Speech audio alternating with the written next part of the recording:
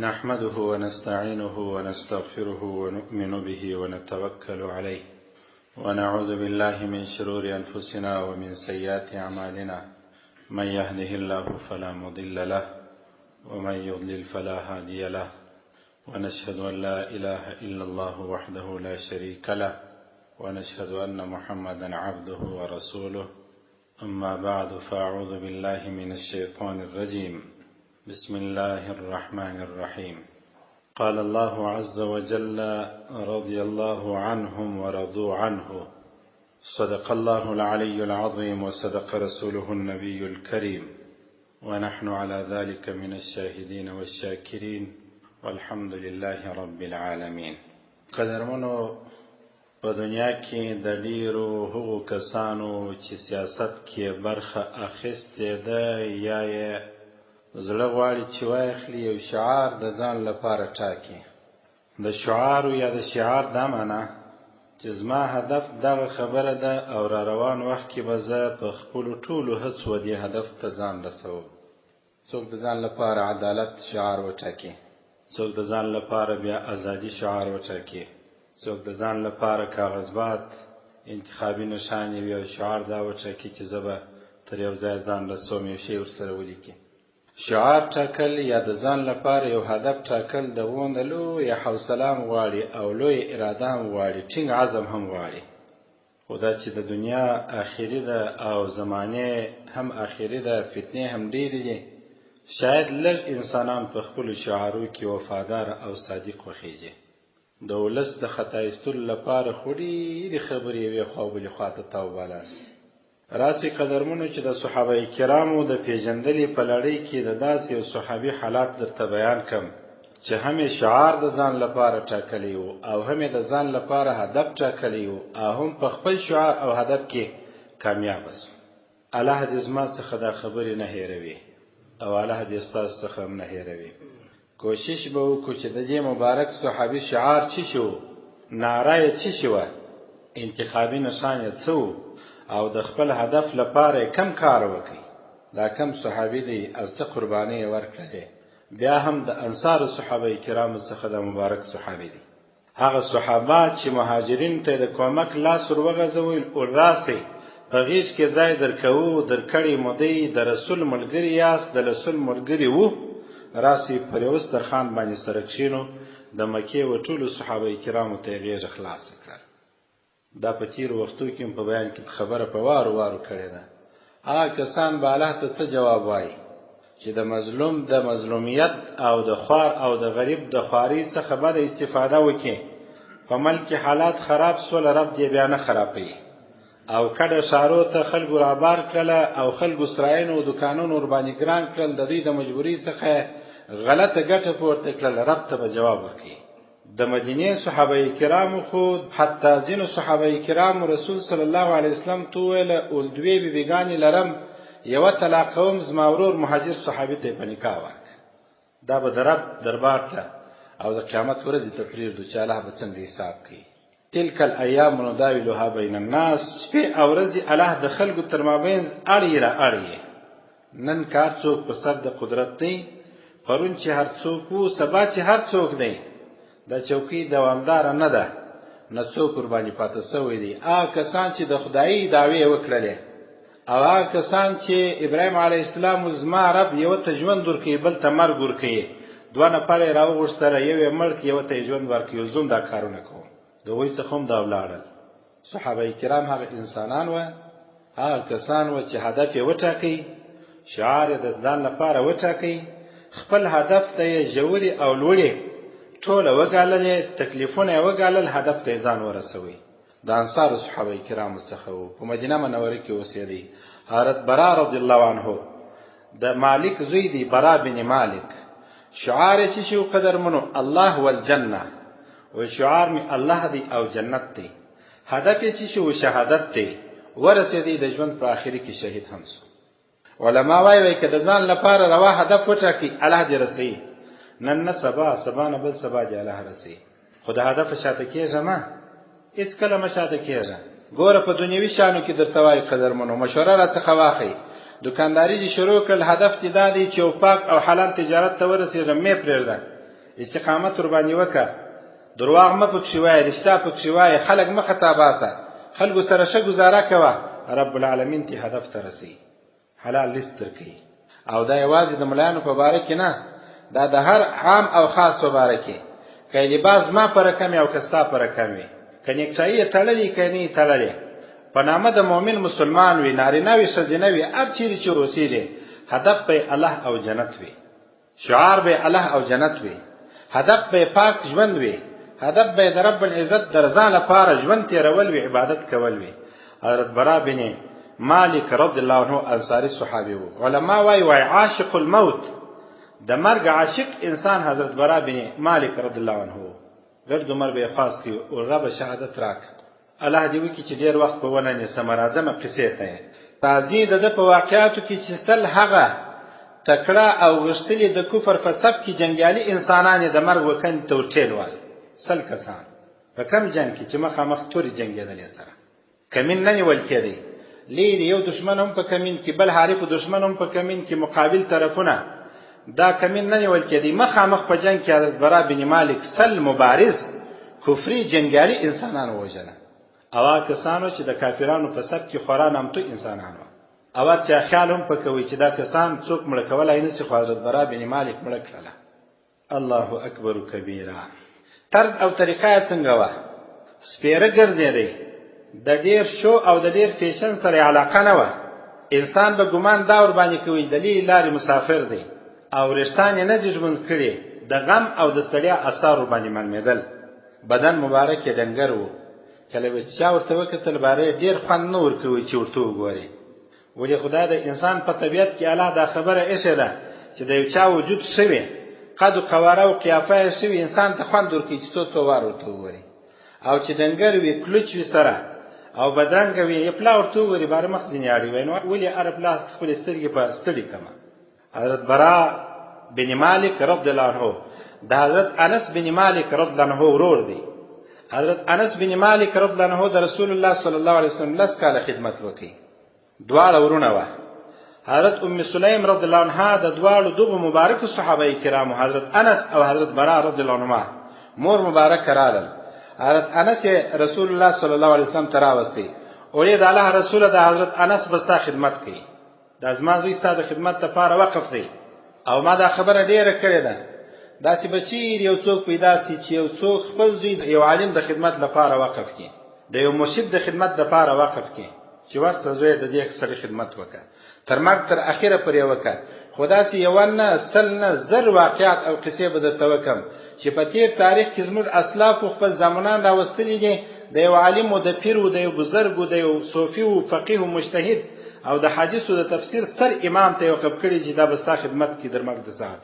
چې وروسته تاریخ مطالعه کې دغه خادم انسانان لوی لوی علما العظیم جوړ کړي، لوی لوی علما. خیر دا بیله موضوع ده، زه به هغه خواته نه ځم قصو ته. حضرت انس رضی الله عنه راوستی رسول الله صلی الله علیه وسلم ته، ورته ویل چې دا ستا خدمت کوي، ته دعا درته وکړه. نبی علیه الصلاة والسلام یې پر دې ځای مچ کړي، د سترګو په مابینځ کې مچ کړي، او بیا دعا ورته وکړله، د خیر او د برکت او د اوږده عمر دعا ورته وکړله. بیا ورته ویل اللهم اکثر ماله، خدای د انس مال ور ډیر کا رضی الله عنه، وولده، خدای اولادونه ور ډیر کا، وبارک له، خدای برکت ور واچوه، وادخله الجنه، رب العزت جنت ته داخل کا. حضرت انس نه نیوي کاله ژوند بار وکړي، او دونه ډیر اولادونه الله ورکړله، صحابه هم ورته اریان و، او دونه د خیر او د برکت حصہ یوړله، و یو باغ درلودي، باغ په کال کې 2 واره میوه کوله، 2 فصله کول. د حضرت رسول الله صلی الله علیه وسلم دعا د ځان سره اخیستې وه.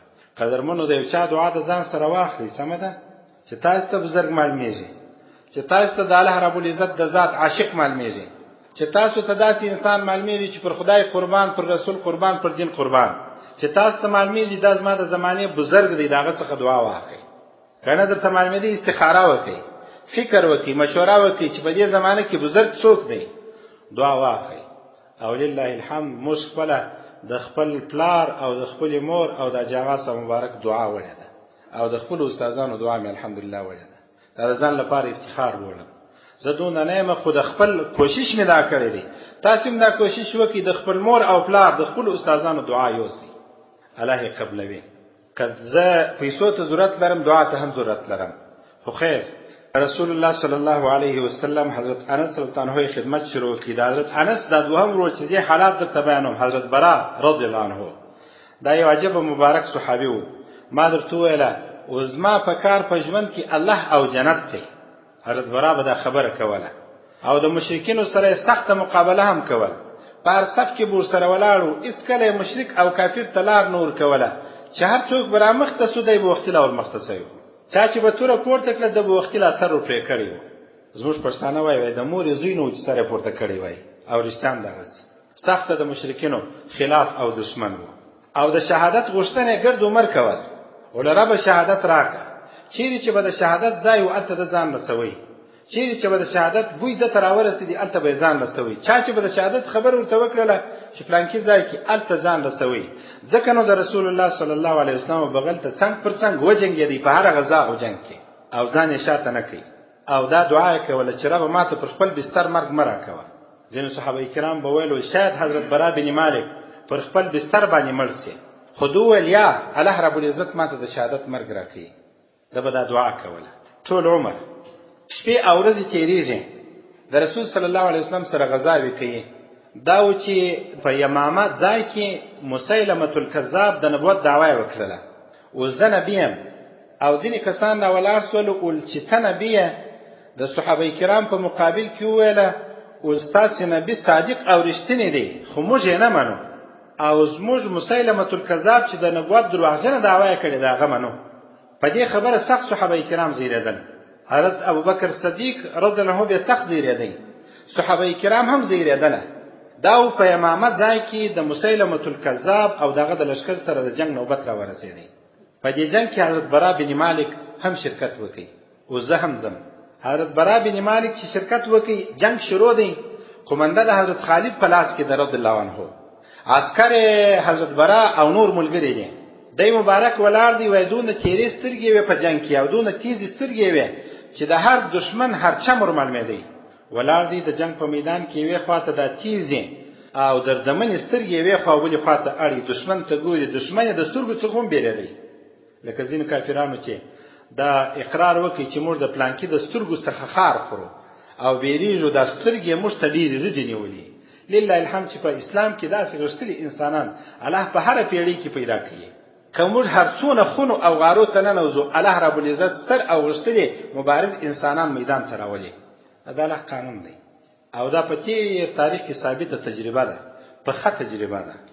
الله اکبر کبیره. صفونه تیار سول. د مسیلمة الکذاب لشکر داسې لشکر هم نه و، زرګونه لکونه انسانان یې راجمع کړي وه. صحابه کرام هم صف بندي کوي. حضرت خالد رضی الله عنه چې ښه قوي قمندان و او ډېره ښه قمنداني یې کوله د جنګ، ډېر ښه تاکتیک یې زده و. صحابه کرامو ته صفونه ورسول، دلته ودرېږي، دلته ودرېږي، دوه مخته سي، څلور شاته سي، لس دلته ورته ودرېږي. په دې وخت کې حضرت برا رضی الله عنه هم ولاړ دی، د حضرت خالد د قمندې لاندې دی. دلته د کمال خبره قدرمنو دا ده چې حضرت برا مبارک دونه غښتلی انسان، خو بیا هم د حضرت خالد د قمندې لاندې جنګ کوي. دا نور ته وایي زه ستا په قول نه کوم، هېڅ نور ته وایي. موږ شاګردان ته وایي چې دا سړی ما در باندې مشر کې باری نو په قول وکړه پروا نه لري، خو ما در باندې مشر کړی دی. ته که په قول نه کوې په حقیقت کې زما به اطاعتي کوې. شاګردان ته موږ وایي د دې چوکیدار خیال ساته، د اشپز ته څه مه وایه، خادم ته څه مه وایه، مزدور ته څه مه وایه، ما در باندې چا کړی دی. حضرت برا بن مالک رضی الله عنه څه نه ویل. حضرت خالد صفونه تیاری رضی الله عنه دی مبارک هم ګوري یوې خوا بلې خواته. جنګ کرار کرار تیزیږي، سخت زور اخلي. صحابه کرام هم په شهادت رسیږي، څوک زخمیان کېږي، څوک چپه کېږي. هلته د مسیلمة الکذاب چې د نبوت غلطه او درواغجنه دعوا یې کړې ده، لښکر یې کرار کرار زور اخلي. د صحابه کرامو زړه لویږي. حضرت برا مبارک جنګېږي. حضرت خالد چې ولیدله اوه چې عجبه کار دی چې مسلمانان کرار کرار شاته کېږي. باره برا ته ورغږ کړل حضرت برا مبارک ته رضی الله عنه، ولیا برا ابن مالک، ولې برا د مالک زویه، کار خدای دی چې مسلمانان شاته کیږي او د مسیلمة الکذاب فوج را روان دی، سخت جنگیږي. صحابه په شهادت ورسېدل، زړه یې ولوېدی، منطقه پرې نږدې. حضرت برا مبارک رامخته سو، وایي ډېر ښایسته او ښکلی اواز یې و او صحابه کرامو ته یې غږ ور وکړي. دې ته وروسته راځم. په دا وخت کې چې زنګ سخت سو او تیز سو، یو مبارک صحابي وای دا جنگ سخت شو چې یو مبارک صحابي حضرت ثابت بن قیس وای راولاړ شو د انصار صحابه کرامو بیرغ داس په لاس کې نیولې دي وای د ځان لپاره په مځکه کې تر نو یا تر زنګانو یا تر رنو پوری غار وکشي په دې کې ودرېدي او د دې ځای بالان نو شورم تر هغه وخت چې ما مسیلمه الکذاب مړ کړی نه یا د لشکره ته مشکست نه ور کړی د دې لپاره چې د دې غار او د کندې څخه ځونه وزم چاته ولاړ نسم د ځان لپاره کنده وکښله ورول وېدی وای دونه قدر معلومه دي چې ما د سر اوسګر معلومه دي نور ته دې ځای په دا کنده کا په دا غار کې ډوب سو د دې لپاره چې میدان څخه شاته نسم او جنگیږم ځکه چې دا ستره معرکه او جنگ د حق او باطل تر مابین که مسیلمه الکذاب کامیاب شوی وای مطلب دا و چې دای هم دوهم نبی دی ځکه نو صحابه کرام ډېر کوشش وکړي د حضرت عمر مبارک حضرت زید بن خطاب رضی الله عنه د مبارک ورور حضرت عمر مبارک حضرت زید مبارک وای پر ولس یې ځاغ وکړي چې تاسو پر خپل ځایو ټینګ سئ او وجنګیږي شاته کېږي ما هر څومره مقابله چې کولای شي وکړي او بیا را مخته سو ول والله قسم واخلي لا اتكلم بعد هذه الكلمه والقسم په الله د دې خبرې ورسته چې تاسو ته وکړي چې پر ځای ټینګ سي بل خبره نه کوم سب تورنه وتی وجنګي ان تر دې شهید سو ثابت بن قیس هم شهید سو بل مرئی حضرت سالم مبارک رضی الله عنه دا ابي حذیفه مرئی وو وای دای هم راکیر سو د مهاجرو صحابه کرامو بیرغ په لاس کې وو مهاجرو وای ورته ویل چې ګورې ځای څخه شوري ما او زما سره پسنه کې قران دی کزه د ځای وشورېدلم نو رښتیا هم ما قران پسنه کې سم نه دی محفوظ کړی نه دی مثاتلی ورننه وتی داسې سخت حمله پر کافرانو وکړه وجنګي دي ان ته چې دیم په شهادت ورسېدي چې کله دا غشتلی او مبارک صحابه کرام په شهادت ورسېدل حضرت خالد بن ولید حضرت برا مبارک ته ورځکل ولیا برا ابن مالک ابن د مالک زوی حضرت برا مبارکه راس د دې شایسته आवाज بارول قصه خدا سده وای یو ځای ته وخت یا دغه سی ودرېدی باره پر صحابه کرام مخ را واړوي یا اهل المدینه اې د مدینه خلکو لا مدینه لكم اليوم نن تاسو مدینه ته بیان سي تللای نن تاسو شهر دغه ځای دی بیا ژوند د پاره مدینه ته بنځي مدینه منوره ته کوم ژوند کوي دغه ځای دی کمر راتی دغه ځای دی نن به تاسو دشمن ته شکست ورکوي پام کوي چې ونه شورېږي بیا ورته ویله خپل شعار ورته انما هو الله والجنه نن زموږ شعار دا دی چې الله او جنت غواړو او الله او جنت دواړه هغه وخت موږ ورسره شو چې موږ په دې میدان کې پاتې شو او بیا ورته ویله انما هو الله والجنه دا خبرې څو وار ورته وکړي صحابه کرام دلاور کړله صحابه کرام چې دلاور کړله یو خاص په اندازو په یو شوق په صوت په आवाज حضرت برا مبارک دا خبر ورته کول نن مشار مدینه نه ده نن مشار مدینه ده غځای دی الله غواړي جنت غواړي داغه مزایدي دا خبر ورته کی پر رقم لهجو باندې په आवाज باندې صحابه کرام بیت جوش رالی او جذبه رالل بیت د کافرانو په مقابل کې وجنګیدل وای حضرت برا مبارک ورته ویله چې دغه بیرغ محمدي بیرغ صلی الله علیه وسلم دا بیرغ بخامخه پر یمامت ځای باندې رپیږي د مسیلمه الکذاب پر وطن به دا بیرغ رپیږي تاسو زیمه صحابه کرام تاسو را مخدسي دا خبرې چې ورته وکړلې باره صحابه کرام ورګرځوله صحابه کرام چې ورګرځوله الله رب العزت د صحابه کرامو فضلو باندې څه الهام وکي فضلې راپورته سو د مسیلمه الکذاب په لشکر ورننه وتله تورې وچلولې ډېر انسانان د مسیلمه الکذاب ورملکړه مسیلمه الکذاب او سره ډېر قوي فوج او اردو عسكر چې ورسره روان دي خپل قلاو ته ننوتل او هر قلعه ډېر دروازې درلودلې ټول ننوتل دروازې په ځان پسې بند کړې د خوا څخه غشي ورته شروع کړل صحابه کرام باندې وارونه کوي د قلعه د خوا څخه پرېږدي صحابه کرام څوک په مقابل کې دون اسباب نه لري داخل د قلعه څخه غشي ورته ورځي حضرت برا بن مالک را مختصو ولې صحابه تاسو ماته پر منجنیک مسپور کوي دای په بدن ډنګر وو یا تاسو چې سپن لري سپرونه سره ځای کی ما پر کښینوي د قلعه دیوال مې روغ ورځوي اخوات زه دروازه نه خلاصو دای مبارک دا خبر ورته کوي صحابه کرامو دا مشوره خوښ کړله ځینې علما وایي صحابه کرامو لا دا کار نو کړی چې خپل سپرونه راواخي او دای پر کښینې وروي ورځي وایي خپل په دا ډنګر بدن ورپورته سو ته دیواله روغ ورځي چې کله مشرکین ولیدي پر حضرت برا مبارک دغه شوارونه او د تور وارونه شروع کړه په دغه حال کې چې یوازې دی او د دې میدان ته ځان راچول دی 10 مشرکین یې مړه کړله، دروازه یې خلاصه کړله، صحابه کرام ورننوتله، 60,000 انسانان یې مړه کړل د مسیلمة الکذاب. او در اتیا زیات زخمونه علما وایي حضرت برا بن مالک پر بدن باندې وخوړل، تر اتیا زیات، پر سر زخم، پر سینه زخم، پر پښه زخم، پر لاس زخم. نو ټول بدن چې سره حساب کې که اتیا ټکي پر بدن باندې یو څوک وکاږي خامخا بدن ډکېږي. اتیا ټکي، اتیا واره خو نو ټول بدن نسی، پر یوازې سر ورواوښتي، تر دیوالو مر وغورځېدی، دروازه هم خلاصه کړله، پر یوازې سر 10 کافران هم مړه کړله. او صحابه کرام ورننوتل، 60,000 انسانان د مسیلمة الکذاب د فوج او د اردو د سره چې کومکیانو په جنگ کې جنگونه یې کول او مړه یې کړله. ځکه نو قدرمنو زموږ تاریخ د ننګ او د ننګیالیتوب تاریخ دی، د بریا او د بریالیتوب تاریخ دی. زموږ تاریخ داسې د بېننګۍ تاریخ نه دی، او نه موږ په اسلامي تاریخ کې د بېننګۍ تاریخ لرو. حتی په ټولو کتابو کې لکونه کتابونه لیکل شوي دي او لکونه علما تېر شوي دي. د یوه عالم او د یوه مجاهد، د یوه طالب، د یوه حافظ، د یوه دندار، د یوه عابد، د یوه صوفي، د یوه ذاکر انسان د بېننګۍ تاریخ په ټولو کتابو کې نشته. هر چا ننګه کړې ده، چا په خلوتخانه کې ننګه کړې ده، چیلې کاټ کړي دي، چا په جلوت کې په میدان کې ننګه کړې ده، سرونه یې د چا پرې کړي دي، چا په شتمني او سخا باندې ننګه کړې ده، خپل مال یې د ځان څخه شندلی دی، چا به د خپل وخت ننګه کړې ده، خپل وخت یې دین تور کړی دی، چا به د قلم مبارزه کړې ده، چا د ژبې مبارزه کړې ده، او چا به د غیرت مبارزه کړې ده، چا به د پیسو کړې ده، چا د شعر کړې ده، چا د اخلاقو کړې ده، چا د چیش کړې ده، چا د چیش کړې ده. خو د بېننګۍ تاریخ په اسلام کې نه دی راغلی. الله اکبر کبیره. حضرت برا مبارک چې کله زخمی سو، حضرت خالد بن ولید رضی الله عنه چې د قومندان و، وای ورسره یو میاشت 2 میاشتې تېرې کړلې، هر ورځ د ټپو ملهم ورکوله. خو خیر د دې زخمو څخه الله رب العزت جوړ کړي، په دې جنگ یمامه کې شهادت ته نه ورسېدی، ژوندی پاتې سو. په دغه وختو کې چې ژوندی پاتې سو، دته بیا رسول الله صلی الله علیه وسلم ویلي و چې ستا هره دعا قبلیږي. نبی علیه الصلاة والسلام ورته ویلي و. د جنگ څخه چې د یمامه فارغ سو، نور کشنی کشنی جنگونه کېدله، د روم او د فارس جنگونه هم شروع سول. باره رومیان هم رامخته سوله، فارس د ایران او د منطقه فارسیان هم رامخته سوله. صحابه کرامو ته سخت چپونه او زخمونه ورواړول.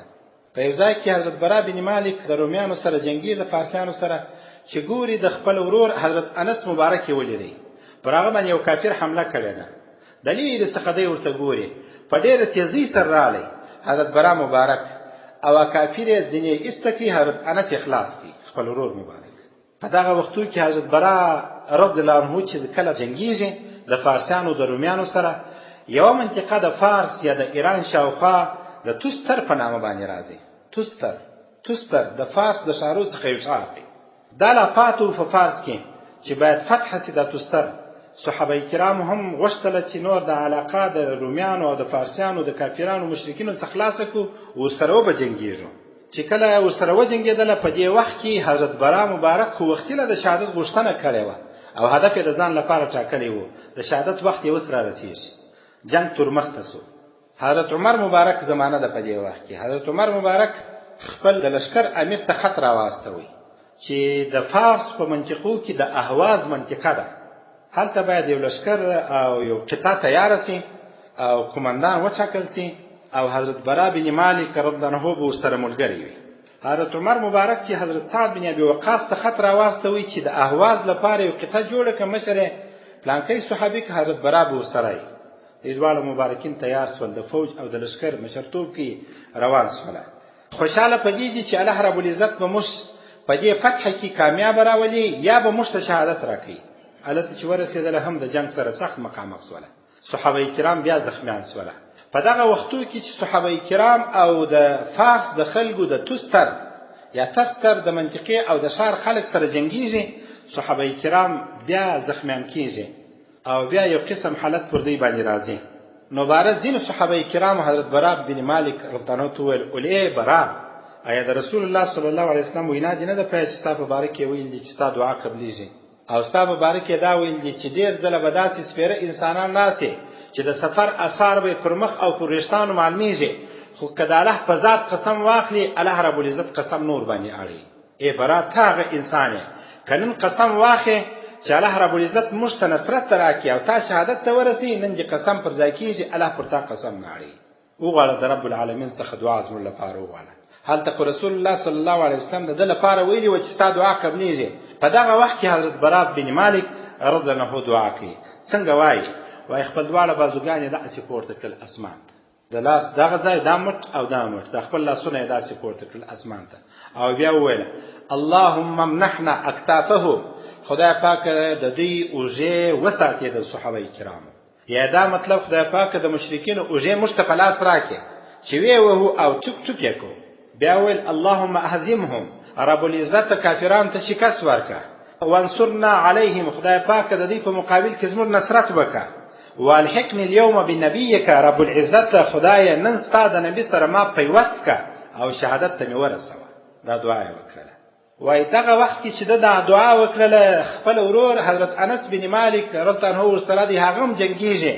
وایي داسې سترګې ور واړولې لکه یو ورور چې د بل ورور څخه رخصت اخلي او د همیشه لپاره سره جلا کېږي، بیا ویني نه سره. وایي حضرت انس ته یې کتل، دعا یې کول او په صف ورننوتی، په شهادت ورسېدی. ځکه نو علما وایي د دغه دین د قربانۍ یا د دې دین د بقا لپاره، د دې دین د پاتې کېدو لپاره داسې ځوانۍ قربان سوې لکه د حضرت انس مبارک یا د حضرت برا مبارک، او داسې غیرتي انسانان ولاړل. نو که ما ورته د دین لپاره قرباني ورکړله او سر مو ولاړې، څه به وسي؟ داسې ډېرې منډې وژړېدلې، داسې ډېرې ناویانې وژړېدلې، داسې ډېرې ناوې کونډې پاتې سولې. که زما او ستا څخه زما او ستا بېبي کونډه پاتې سي، نو څه به وسي؟ که زما او ستا څخه زما او ستا بچیان یتیمان پاتې څه به وسي؟ خو د ملت د زرګونو انسانانو بچیان یتیمان پاتې سول، د زرګونو انسانانو ناویانې دغسې په کور کې پاتې سولې چې یوازې دسمال کړی و، واده یې نه و کړی. واده یې کړی و، میاشتې یې تېره کړل، 2 یې تېرې کړې، 3 یې تېرې کړې، کال یې تېر کړی. په 2م کال 3م کال په شهادت ورسېدله. که د هغو انسانانو بشر و، زموږ هم بشر دی. که د هغو انسانانو په قربانۍ موږ خوشحاله کېږو، د خپل ځان په قربانۍ هم خوشحاله سو. الله اکبر کبیره. حضرت انس رضی الله عنه ته یې کتله او رخصت یې په عین حال کې د سترګو پر اړولو ځینې اخیستی، او بیا یې خپلو ملګرو ته هم وکتله. ملګرو هم دا وویله چې حضرت برا بن مالک په شهادت رسېږي، ځکه چې د شهادت لپاره دعا کول د رب العزت څخه یې غوښتنه کوله. وایي ورننوتی او داسې په خوشحالۍ ورننوتی د کافرانو په صف، د تستر یا تستر د ښارګوټي د کافرانو په صف ورننوتی، وجنګېدی، اخر په شهادت باندې ورسېدی. او دا توره د ځان سره داسې ګرځول چې هر کافر ورته رانږدې کېدی په توره یې وهي، او چې هر چا به ده ته په بده وکتله حمله یې ورباندې کوله. دا د کفر او د اسلام مقابله یې داسې نه سوی برداشتولی چې کافر دې په رډو سترګو مسلمان ته وګوري او په کږو سترګو دې وګوري، یا پر مسلمان دې بابایي وکړي، یا صحابه کرام کې په بده وګوري. هر صحابي ته چې به هر کافر په بده کتله سر یې ورپرې کوي. ځکه نو دغه د لوی لارې مسافر حضرت برا بن مالک د اوږدې مودې وروسته الله رب العزت د شهادت مقام ته ورسوي. ځکه نو الله رب العزت په سوره اعراف کې یو آیات فرمایي: اعوذ بالله من الشیطان الرجیم ونودوا ان تلکم الجنة اورثتموها بما کنتم تعملون. تاسو ته आवाज درکول سو او تاسو ته आवाज وکول سو چې دا هغه جنت دی چې تاسو ته په میراث کې پاتې شوی دی، یا تاسو به په میراث واخی کچې تاسو عمل وکړي. اوسم الله رب العزت موږ ته جنت راکړي، الله رب العزت جنت راکړي، او هغه وخت جنت راکړي چې موږ دلته په دې دنیا کې ښه عمل وکړو. لکه حضرت برا بن مالک رضی الله عنه د بیان اوله خبره مې دا درته وکړه چې حضرت برا بن مالک رضی الله عنه د ځان لپاره شعار وټاکي الله جنت، هدف یې وټاکي شهادت، زخمونه برداشت په تر اتیا ذات، تحمل یې وکړي، زغم یې وکړي، الله رب العزت اخر شهادت ته ورسوي. اوس نو قدرمنه اخري د عبرت خبره واوره، که هدف د ځان لپاره دا وټاکي چې زما بچي او زما لور به زه عالم زین جوړوم، الله عالم زین جوړي، الله عالم زین جوړي. که هدف دا وټاکي چې د بچي څخه به ښه مست او خوندور پهلوان او غیږ والا چې غیږ باسي هغه به زین جوړوم، زین جوړیږي. که هدف او عزم د هر شي الله رب العزت هغه ته دې رسي، قرباني غواړي. راسي چې د دین لپاره څه قرباني ورکړو. او موږ څونه کمزوري یو، د ګیلې په تور به هم وایم او د ګیلې په رقم به هم وایم، بې له ګیلې به هم وایم چې د یوې چهارشنبې دپاره چې هر څومره انسانانو ته په اشارو ووایه داسې ووایه داسې ووایه، خو د ده وخت ډېر قیامتي دی، دا وخت نه دی قیامتي، دا وخت قیامتي دی، د الله په ذکر کې تېرېږي او الله رب العزت شاهد دی. موږ غاړې خلاصې کړي دي، د قیامت په ورځ هېڅوک موږ نسي ټینګولی انشاءالله تعالی. د کندهار خلک د دې منطقې خلک خو بېخي لاس نسي راچولی، د دې زون خلک بېخي لاس نسي راچولی، عام د ملک خلک ځکه چې څونه مو کوشش وغونې کار مو کړی دی لله الحمد. راسي چې د دین لپاره څه قرباني ورکړو. که پیسې نه سور کولای وخت ورکو، که وخت نه سور کولای ډیر لږ وخت ورکو، که لږ وخت نه سور کولای په میاشت کې خپل حاضر سو، په هفته کې خپل حاضر سو، دا عمر دی دغه سي تیریږي. ورته کسان چې نن درځم پر هغه میاشت او کلونه تیسول پر تاسو هم تیریږي. حضرت برا بن مالک په قیامت ورځ موږ شفاعت کوي، لکه څنګه چې په ټوک ټوک بدن شهادت ته ورسېدي، همداسې په قیامت ورځ په دغه سي بدن باندې موږ شفاعت کوي. الله رب العزت دې د صحابه شفاعت موږ نصیب کړي. واخر دعوانا الحمد لله رب العالمين. الحمد لله رب العالمين والعاقبة للمتقين، والصلاة والسلام على سيد رسله وآله وأصحابه أجمعين. ربنا فاغفر لنا ذنوبنا وكفر عنا سيئاتنا وتوفنا مع الأبرار. اللهم إنك عفو كريم تحب العفو فاعف عنا. رب العزت د اسلام مبارک ننګ او غیرت راک. خدای پاک د اسلام د بقا ذریعہ موږ ګرځوه. رب العزت د قرآن د بقا ذریعہ موږ ګرځوه. رب العالمین د کائنات رب د اسلام د دین اسلام د لوی دین د خدمت ذریعہ موږ ګرځوه. رب العزت د زړه تعالی څخه مو دعا کړې ده، اوس یې کو بیا یې کو. خدای پاک موږ ته پر بستر باندې مرګ مراکوه. رب العزت د داسې شهادت مرګ را نصیب کا او داسې شهادت را په برخه کا چې تا ته مقبول وي، تا ته منظور وي، تا ته محبوب وي او تا ته خوش وي. خدای پاک د دین لپاره ما زما اولادونه، شاګردان، دوستان، مقتدیان، راغلي ځوانان، سپینږیري، کشران او مشران ټول استعمال. رب العزت زموږ دغه مدرسه جامعه د دین د خدمت لپاره جوړه شوې ده. رب العزت د شهرت او د عزت څخه مو وساته.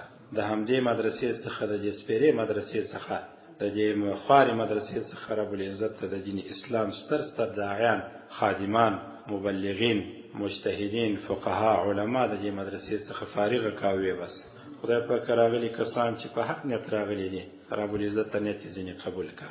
رب العزت د دې ناستې، د دې اوریدلو، د دې د بیان، د دې مسجد، د دې ټولو شان او ثوابونه دوی او د دوی کورنۍ ته ورسوه.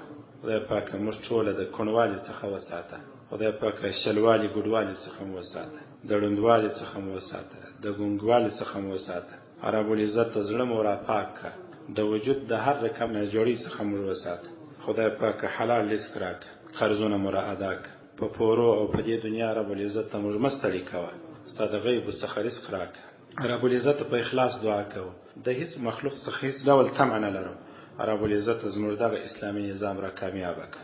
خدای پاک زموږ دغه اسلامي نظام امیران او حاکمان را کامیاب کړه.